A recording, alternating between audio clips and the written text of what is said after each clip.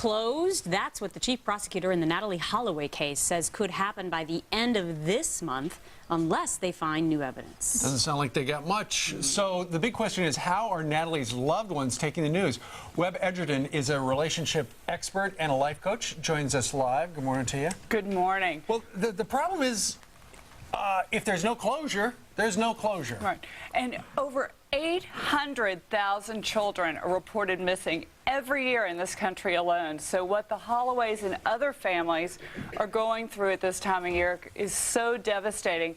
But there's some great tips that can turn that around. So one of the things you say, of course, with the Christmas holiday coming up, I mean, can you imagine trying to have any sense of normalcy in any of these families with missing children? What should they do?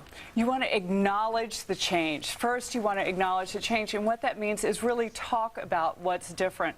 Talk to everyone in your family. A lot of families talk about the big white elephant in the middle of the room. You don't need to have that be that case.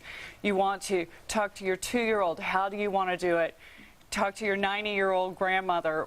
Because everyone is grieving and everyone is trying to get through this. And it's so important that we all talk in many ways and learn to love each other during this time. Sure, because if nobody winds up serving time or being, proven that they were guilty, you got to do something. I like the advice you give where a family should have their own ceremony. Yes, make a private ceremony that's symbolic of how you and your loved ones want to grieve.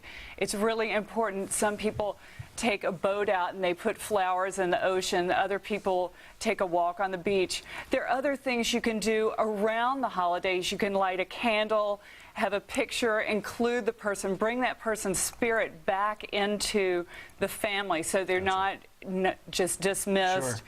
And really, the more you talk, the better it is. And something you really want to empower yourself too.